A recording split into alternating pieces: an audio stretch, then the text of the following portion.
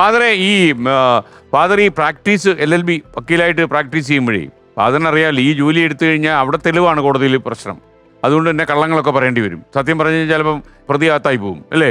അപ്പോൾ ഈ ഏതോ ഒരു കുടുംബകലകമുള്ള ഏതോ ഒരു ഫാമിലി അവിടെ സീനിയർ എല്ലാം കൂടെ ഫാദറിനോട് തീർക്കാൻ പറഞ്ഞു. കാര്യം ഫാദർ ഈ തീർപ്പിലെ ഒരു ഉസ്താദാണല്ലോ. അതിലൊരു കുടുംബത്തിലെ ഈ കല്യാണം കഴിഞ്ഞു ഒരു 2 ആഴ്ചയായപ്പം അവർ തമ്മിൽ അകൽച്ചയായി.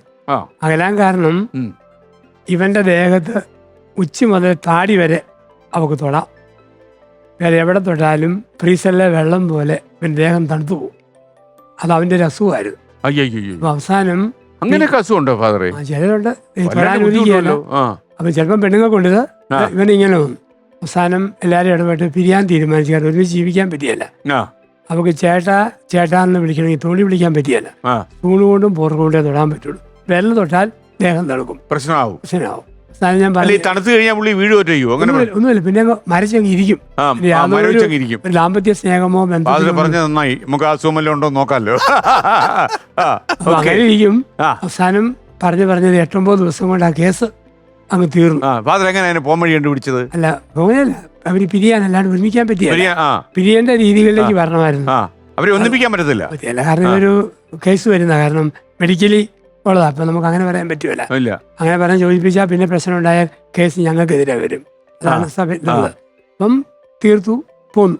ഒരു മാസം കഴിഞ്ഞപ്പോൾ ഒരു ഗോതത്തിന്റെ വലിയൊരു അലമാരി അവിടെ ഉണ്ടായിരുന്നു ആ വീട്ടിൽ. അപ്പൊ അലമാരി അവൻ പറഞ്ഞു നിന്റെ ഓർമ്മയ്ക്കായിട്ട് ഈ അലമാരി ഇവിടെ വെച്ചിട്ട് പോകണം.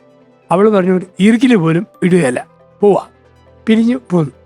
ഞാൻ പറഞ്ഞ ഞാനെന്താ, ഒരു 3 ആഴ്ച കഴിഞ്ഞ് രാവിലെ ഒരു ദിവസം ഒരു ചെറിയ ലോറിപ്പുറത്ത് ഗോതത്തിന്റെ അലമാരി, പെണ്ണിന്റെ അപ്പൻ, 2 ചുമട്ടുകാര്. ഞാൻ ചെയ്തന്നെ അച്ഛൻ പ്രതിഫലമൊന്നും മേടിക്കാതെ കേസ് തീർച്ചതല്ലേ, അലമാരി അവനും വേണ്ട അവക്കും വേണ്ട, അച്ഛൻ ഇരിക്കണമെന്ന് പറഞ്ഞു. അതിറക്കി വെച്ചിട്ട് പോയി. കുറെ നാള് പറഞ്ഞാതെ ഞങ്ങളുടെ അച്ഛന്മാര് കുർബാന കുപ്പായൊക്കെ തൂക്കിയത് ഡൈവോഴ്സ് എനിക്ക് കിട്ടിയ ആദ്യത്തെ പീസാണ്. അതിനകത്ത് ഡൈവോഴ്സ് പീസ് അല്ലേ? ഓക്കെ, അത് സൂപ്പറായി ഫാദർ. എന്തായാലും അല്ല ഫാദറെ, ഈ കോടതി കയറുമ്പോൾ നമുക്ക് ഇത് ഇടാൻ പറ്റത്തില്ലല്ലോ. അപ്പം പക്ഷേ ഇരിക്കുന്ന ജഡ്ജിക്ക് അറിയാമല്ലോ ഫാദർ ആണെന്നുള്ളത്. അല്ല, കോടതി കയറുന്ന അച്ഛന്മാരും കോട്ടിടും. ഞാൻ കോടതി പോകുന്നില്ല. എനിക്ക് എന്തെങ്കിലും വന്നാൽ സീനിയേഴ്സിന് റെഫർ ചെയ്ത് ഫാദർ ഒന്ന് കോടതി പോകണം. അതൊരു രസമായിരിക്കും. കാര്യം എന്താ അറിയോ, ഇപ്പൊ കോടതിയിൽ ഒരു തമാശ പറയുകയൊക്കെ ചെയ്യല്ലോ. എത്രയോ ജഡ്ജിമാരുണ്ട് ഈ തമാശ കേൾക്കാനൊക്കെ താല്പര്യമുള്ളത്. അപ്പൊ മാത്രമല്ല ഈ അവിടുത്തെ ഈ ടെൻസ് അറ്റ്മോസ്ഫിയർ ഒന്ന് റിലാക്സ് ചെയ്യാനേ ഫാദറിന്റെ സംസാരം നല്ലതായിരിക്കും. അതിലൂടെ ഫാദറിന് പറയേണ്ട കാര്യങ്ങളൊക്കെ പറയുകയും ചെയ്യാം. ഞങ്ങളുടെ അച്ഛൻ വണ്ടി ഇടിച്ച് മരിച്ചേ. നീ വല്ല കോടതിയിലാവും. വണ്ടി ഇടിച്ച് മരിച്ചപ്പം കോട്ടയത്തെ കോടതിയില്ല. അതിന്റെ അച്ഛനുള്ള പൈസ വന്നു. പിന്നെ അപ്പം അന്ന് ഞാൻ സഭയുടെ പ്രൊഫഷനാണ്. ഞാൻ കോടതി ഹാജരായി ഈ അച്ഛന്റെ പൈസ മേടിക്കാൻ വേണ്ടി. ഞാൻ കയറി നിന്നപ്പോഴത്തേക്ക് അഡ്വക്കേറ്റ്മാരെല്ലാം അവിടെ ഒറ്റ ചിരി. അപ്പൊ അവിടെ വനിതാ ജഡ്ജിയാ ഉണ്ടോ. ഫാദറിനെ കണ്ടപ്പം അഡ്വക്കേറ്റുമാരുടെ ആന്തോളനം കണ്ടോന്ന് ചോദിച്ചു. ആന്തോളനം എല്ലാരും അവിടെ ചിരിച്ചു.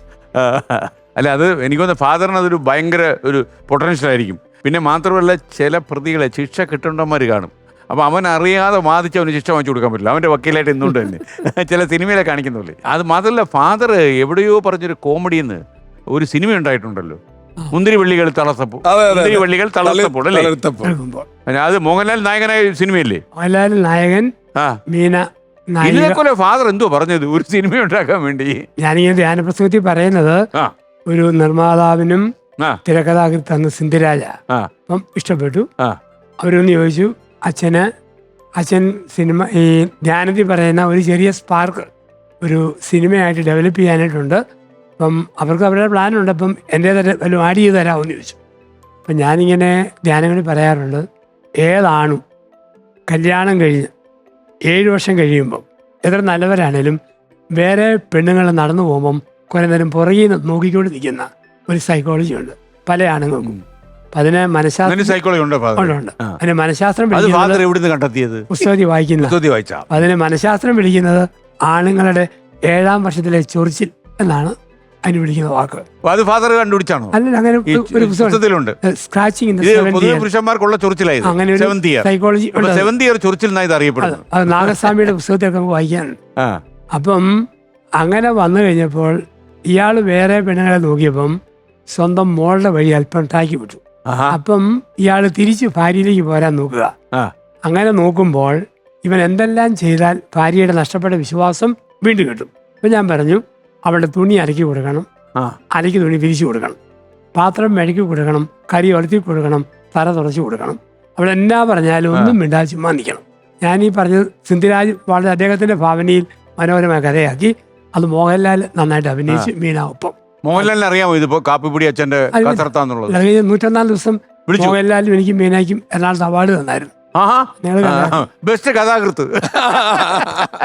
അതെന്തായാലും സൂപ്പറായി. ഫാദർ ഇപ്പൊ ഇത് സംപ്രേഷണം ചെയ്ത് കഴിയുമ്പോൾ ഇപ്പൊ ഈ ഐഡിയ കിട്ടാനാണല്ലോ ഭയങ്കര പാട്. എന്തെങ്കിലും സാധനം കിട്ടിയാൽ മതി അവർക്ക്.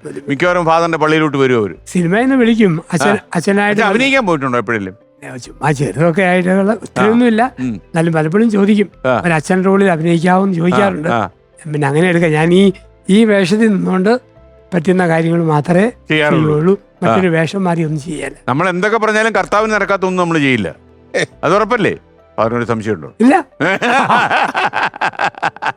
അത് ഓക്കെ.